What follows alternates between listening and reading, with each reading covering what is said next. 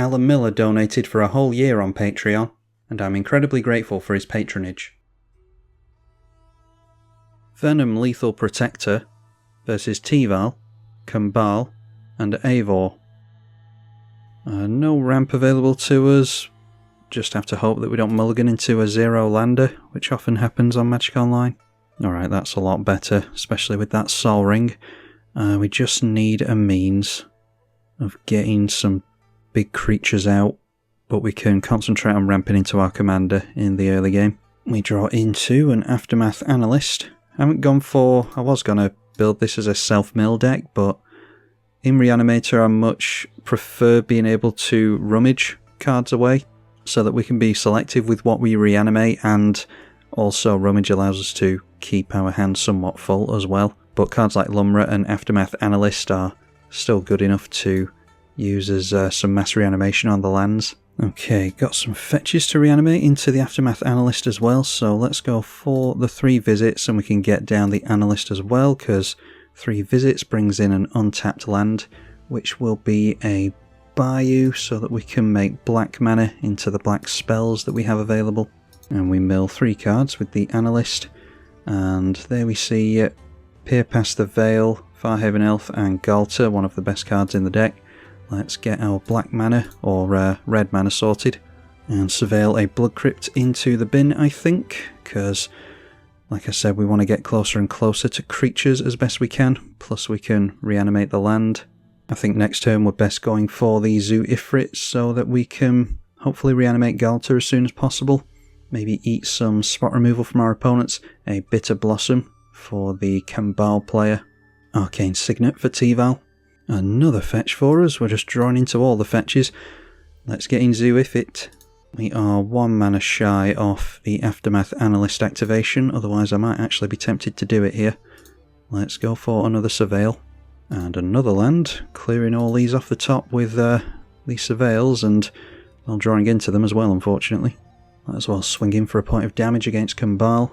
So next turn we're looking pretty good, assuming that this survives and our graveyard survives, to play the Venom from the graveyard. Noteworthy with these commanders, you don't have to play the cheap version and then transform it. You can play the backside straight from the command zone. Mana being held up by Terax, a friend of the channel, as you all know. Brought us the Naya deck this time around. Welcoming Vampire goes well with the Bitter Blossom. We'll cantrip him every turn. So is it worth, if we're just going to play Boseiju as a land anyway, which I'm not sure if we're going to, is it worth Boseiju onto this? He's got it down early enough for it to be relevant. Tival is the first commander to hit play. I think I'll leave Bitter Blossom alone for now, because it looks as though we're going to be able to use Zoo Ifrit. Priority not currently being held by Terax. We draw into Anti-Causal Vestige. So let's go for a reanimation onto Galter immediately. And then we've got haste on our commander. They'll have time to use the spot removal still, even with the haste. But yeah, hopefully we can squeeze something through. So let's put another land in the bin with the Misty Rainforest. Oh, I thought we were a mana shy. I should have got the last Surveil land out there. Oh well. So this is the Omen Paths version, for anyone who wasn't aware. We don't have the rights to Spider-Man on Magic Online, so we have to play the Magic the Gathering variants, which shows it can be done. Swinging at Tival, seeing as how we have Menace on our Venom, which allows us to immediately sacrifice the Galter, and we'll draw 12 cards. Like I said, this is one of the best cards in the deck, and then we get a free permanent, which, there we go, there's Mass Reanimation in Rise of the Dark Realms, good after a Buried Alive. I think we make that the Vestige, because it's 6 mana, seeing the power of Sol Ring on turn 1 here, as well as all the land ramp that green allows us. It was a Guardian Augmenter that our opponent was holding up. I was thinking about adding that to this list. It maybe would be worth a go, because we're more creature based. Discard Life from the Loam, a hangover from our self-mill stuff, and let's just hope that we're going to keep our Aftermath Analyst and discard some lands, because the engine is pretty much online now. When we reanimate Galter with this, it won't have the trample, so it's just worth sacrificing to this consistently. Skyshroud Claim, an excellent piece of land ramp. Decided to hold up Boseiju as opposed to playing out the Phyrexian Reclamation, of course. does decide to shock himself to hold up white mana. Seems as though this is finally going to be the deck that we get to run Saw in Half and actually see it in a game. I don't know if I've ever cast this, but ever since it was spoiled, I've wanted to play it. And yeah, the Vestige is going to be a good target for it, I think. Kambal Profiteering Mayor, another commander. Of course, made a fairy token this turn into the Welcoming Vampire, so ends the turn with 6 cards in hand. Essence Anchor. Surveil at the beginning of your upkeep, and if a card leaves your graveyard during your turn, you can make a zombie with it. So it looks as though we're not all that fussed still about using the Boseiju, unless I'm definitely reanimating with this next turn, so are we going to regret losing the spot removal here? T-Val swings in somewhere, probably at us. Mills and did not return a land. That is a Satyr, Sakura Tribe Elder, and Lord of the Forsaken.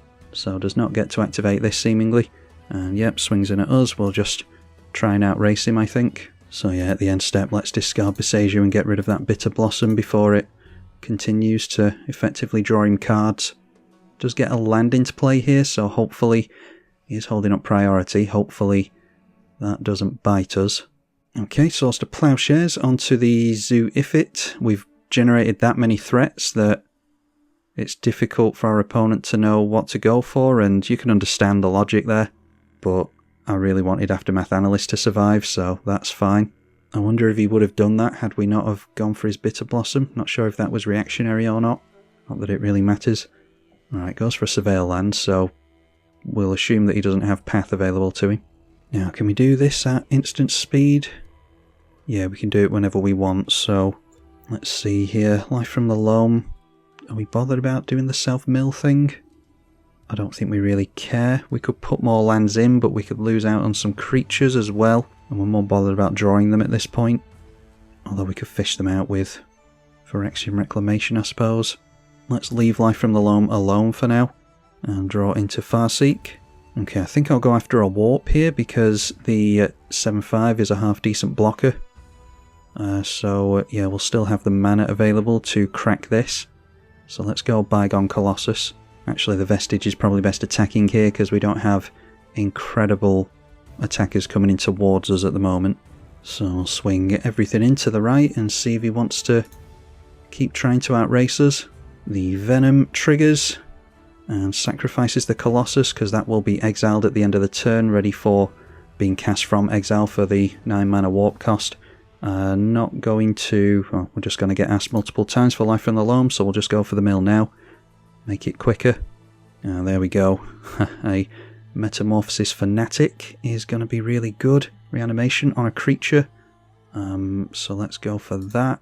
And when that enters, it's a 4/4 lifelink and can get back the Timeless Witness maybe. There's the Galter as well. Yeah, I think we'll just go after Galter because it's going to be a 12/12 trample, which will be decent for attacking in, especially with a life counter on it. And then I'll wait until the end of the turn. We can discard some more lands to reanimate to this, seeing as how we can do it at instant speed. Alright, so go to discard again. Rampant lands going down. We'll give up on Junji as well, I think, because I'm liking the interaction we've got in hand. We can always reanimate that. Field of the Dead is not something we want to see. I'm actually just going to go for the Aftermath Analyst now. I should hold it up for the entire turn cycle, but it's much faster if I do this. Just have to hope that the Naya player can't interact with our graveyard at instant speed. It's not likely. And there we go. Bunch of stuff into play. Comes into play tapped, so the shock lands you don't pay for. Kambal makes a zombie token as well. So triggers the Welcoming Vampire, as well as draining us all with Kambal, so yeah, the Orzhov player should be kept in zombie tokens quite nicely. This will be a cool target to saw in half as well, even though we won't get as much lifelink damage from it. I suppose we could saw this in half actually, and then one of the triggers reanimates itself.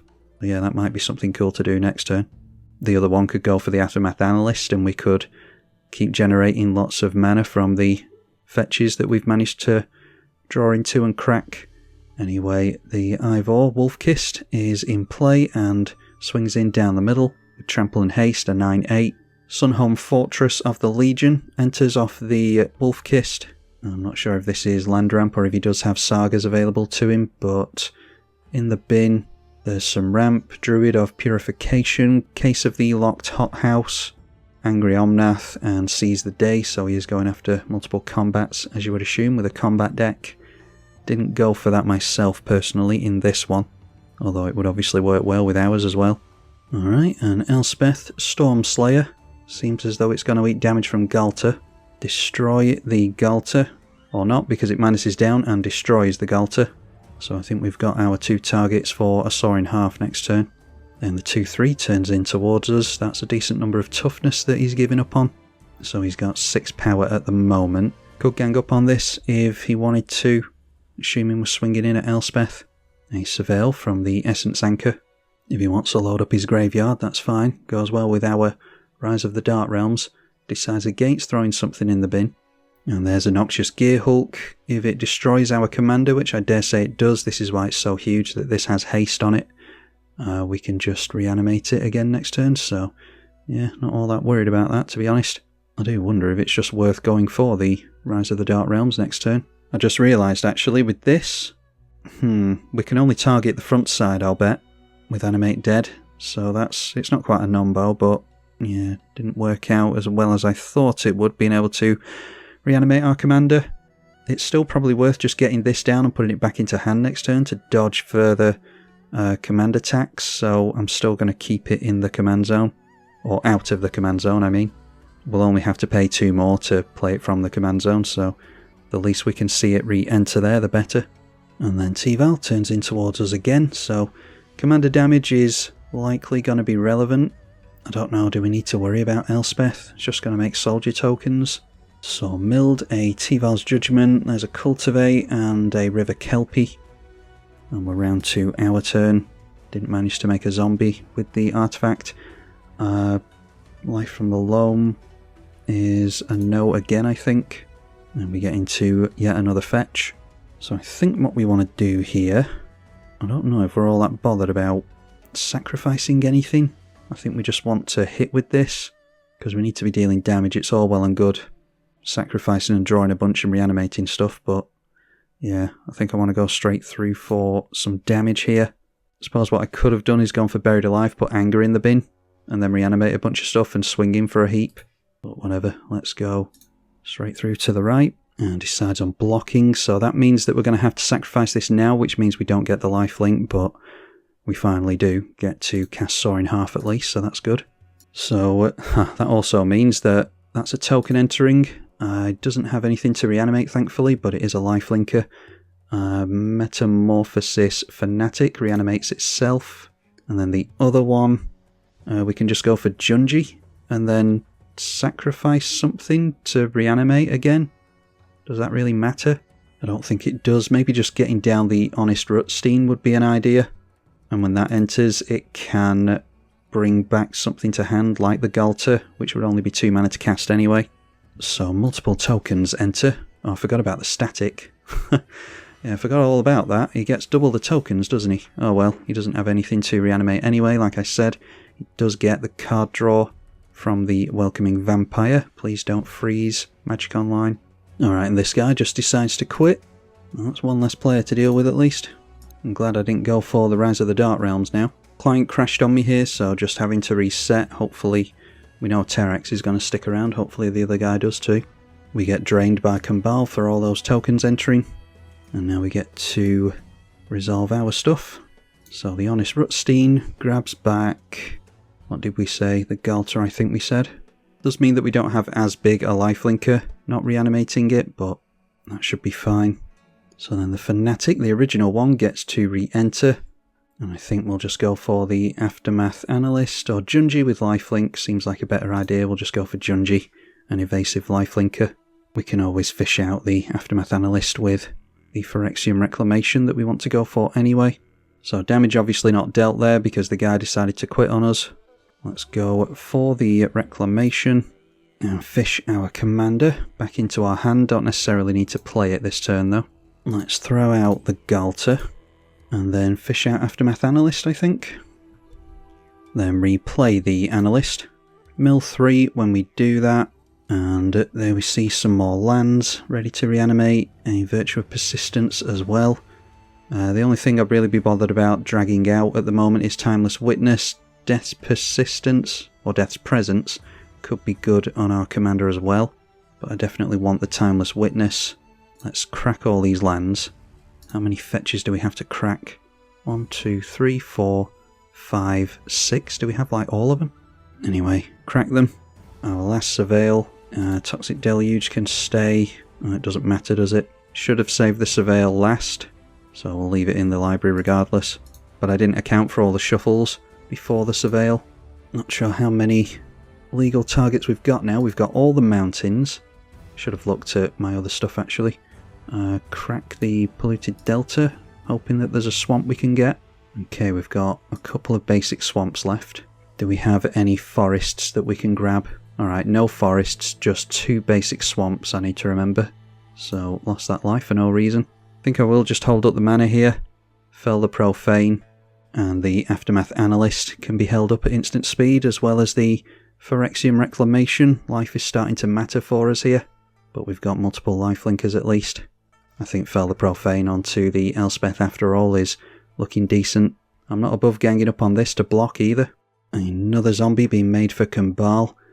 Field of the Dead making a difference here, but we can hardly complain.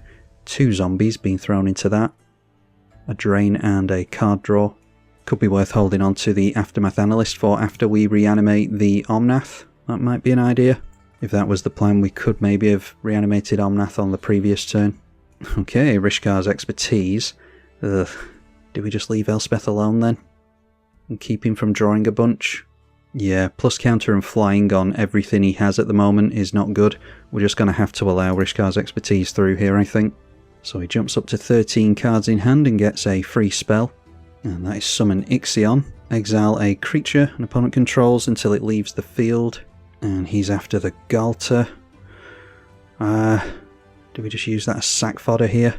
We could float the mana and then return it back to our hand. We could grab back our Eternal Witness as well. Or Timeless Witness. I'd like to keep hold of Galter as best we can. We'll have the option of reanimating it with Junji there as well. Our opponent trying to pass priority here, so let's go for Fell the Profane onto that Elspeth before we get whacked for a bunch. Argument to be made for still holding on to that, but I want my opponents to worry about the 3 mana we've got held up. Yeah, I don't know, maybe we should have fetched out Galter or the other creature instead of going for the removal there. So a 9/8 swings in at us. This does have trample, and we've got a couple of dorks as well. So should be able to make some easy enough blocks here. We're actually gaining life to quite a few things. So we gain 9 life to the zombies, and then take 9. So we're neutral, but it's commander damage that we need to think about. Although we haven't taken any to that guy yet, in all fairness. We could gang up with everything and get rid of his commander. We could reanimate with Junji here as well. Yeah, I'm trying to keep hold of Junji and we don't necessarily need to. So we can double block like that. 5, 6, 7, 8, 9. Get rid of the commander. Just take 4 here. I think that's the better way to do it. No need to take 2 damage when we've got a 3 toughness creature. Block like that, I think. Yeah, this thing is incredible as reanimation on a creature. I don't think you even need the lifelink counter, but it's making a difference for us. And with his 9 powered commander, he does have to kill both of these, which could be relevant with regards to what we want to reanimate. So Junji is on the stack, and it's on the stack with the Metamorphosis Fanatic already in the bin. Our opponents have full grip, so the discard we're not all that concerned with. Let's grab back the Fanatic. The Fanatic could grab back Junji as a little interaction to keep our stuff online. I just hope that there's no Moonshaker Cavalry or something. He's missing mana, so probably not. In that case, let's go for a big lifelinking Galter again, which we haven't been able to swing in with all game, thanks to our opponents dealing with us nicely. So we're back up to 22, and there is a Sigurd, which is a 3/3 Vigilance Trample lifelink. Cares about sagas, we haven't seen too many of those this game, but the Elspeth's dealt with at least. Discards a bunch of lands to hand size. He had 11 cards in hand. Getting some damage dealt to us by the fairy tokens. Just 2 in the air is fine. And then a Selfless Spirit. Yeah, that means he's more difficult to attack in at. But I'm thinking of going in at Terrax anyway, because I'm not liking the vast amounts of damage he can deal. Welcoming Vampire is been very good at card draw this game. If we're going for the Angry Omnath as well, we have to be wary of the fact that we can knock out Terrax and he takes that with him, and we're generating tokens for Kambal. Ghostly Prison, alright, well, that might encourage me to go for some answers onto that. Authority of the Consuls I don't like either, so Reclamation Sage, Woodfall Primus, and throw Anger into the bin. Then we'll have to sacrifice it straight away into the tower so that we've still got haste. Options. Let's see what we can fish out with the Phyrexian Reclamation. Go down to 18 life again. Let's just get this Timeless Witness out of the bin before we see some kind of graveyard hate. A Kodama's Reach. We're not particularly bothered about seeing. We've got the 2 basics that we can grab with that, I suppose, which will be lands for the turn. I'm really not entirely sure on what I want to do here, because Kambal making tokens is going to be tricky. Let's go Buried Alive and see what we want to do. So we said Woodfall Primus. These will come into play tapped at the moment. Anger to give our stuff haste. And we could just sacrifice Woodfall Primus, bring it in with Persist, so that we blow up 2 things, but I think still going for the Reclamation Sage would be a good idea. So let's Persist onto the Rec Sage. Gains our opponent a life, but we get rid of Authority of the Consuls. It died straight away because it had a -1/-1 debuff on it from the Persist. But then that allows us into Rise of the Dark Realms here, and then we'll still have enough mana to crack this. Assuming Terrax makes a land next turn, he'll give the Kambal a token, which will switch it off for a turn, and then we can go for activating this. I think that's the plan.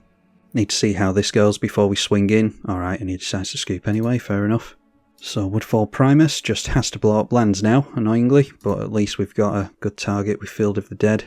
Druid Purification is going to go after the only Saga. Or Reclamation Sage could get that as well, actually. And then we've got the means of getting the last 2 swamps, assuming they're still in the deck, in Solemn Simulacrum and Farhaven. And we do still have both of the basics, so this will trigger the Angry Omnath for the first time. So Saga gets destroyed. Druid of Purification can't do anything. We get rid of the Field of the Dead.